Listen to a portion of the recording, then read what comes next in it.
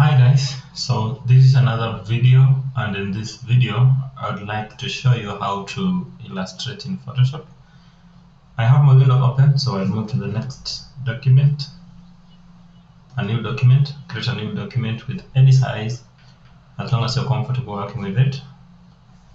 Create a new layer, pick any color of your brush, resize your brush to suit your size. And then today I'll draw a simple tree and a house. So first you need to sketch it. Use sketch. I'll sketch a simple tree.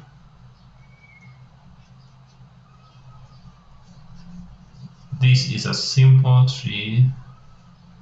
Also, I'll pick a new color for the sake of my own visibility and ability to separate elements. So I will do this for a house. So basically what I'm looking at is a tree that is in front of the house, or a house behind the tree. So I'll create a door here and a simple window. So now I have a house. I could decide to do a field and a simple fence. So now I have a fence, I have a house, I have a field. I could also create something like a path that comes from the house to wherever it goes. Now I have this. So how do we move on from this? Now from this to the next calls for refining the sketches. So the way to do that, as you can see, my sketch is a bit rough. So I'm aiming at making everything crisp or sharp. The way to do that, we lower the opacity on this layer. Then next add a new layer on top. Sorry, I added two. So add a new layer on top. Pick up any color of your choice. So I'll pick black for this case.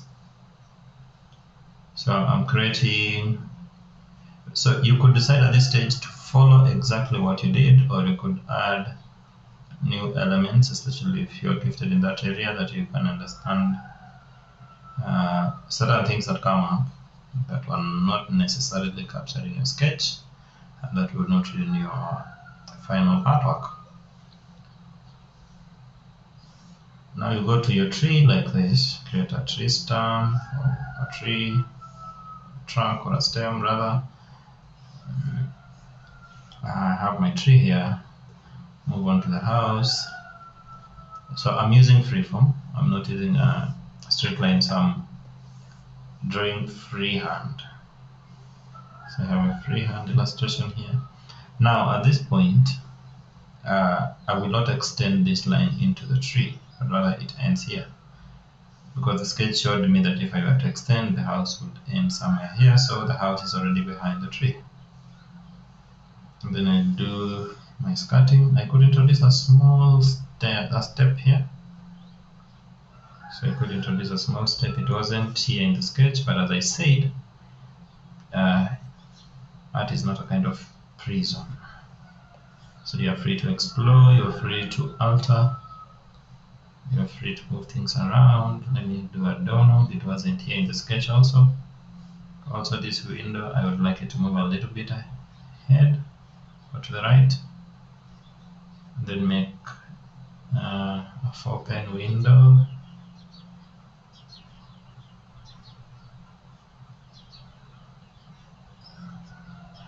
Like this.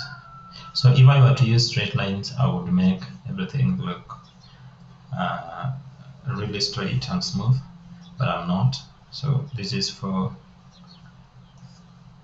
those kinds of illustrations that you do not need to get everything to perfection. I mean the kind of perfection that requires that you do everything in a straight line. So this is not the kind of style. So you go to this fence, and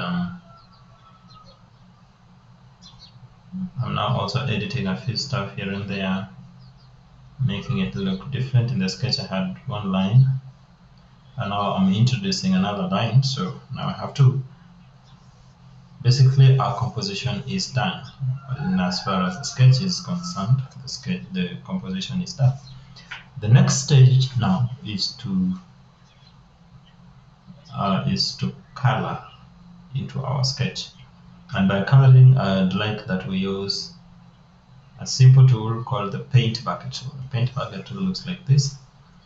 It is in a family of the gradient tool, paint bucket tool, and 3D material drop tool.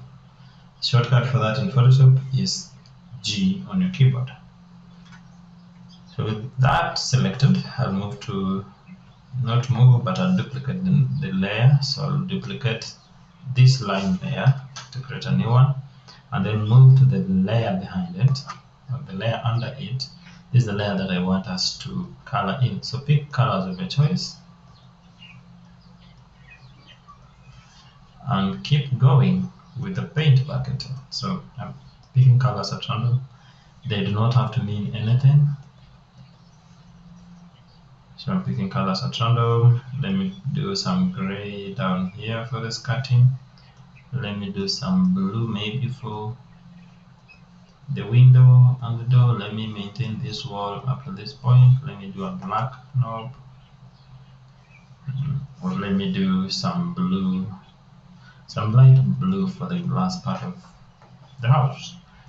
Then move to the ground. Let me do a brown and another green for, I took the wrong green, so I'll use this. Another green for the lawn. I have a little stone here, so look for something that is close to that color.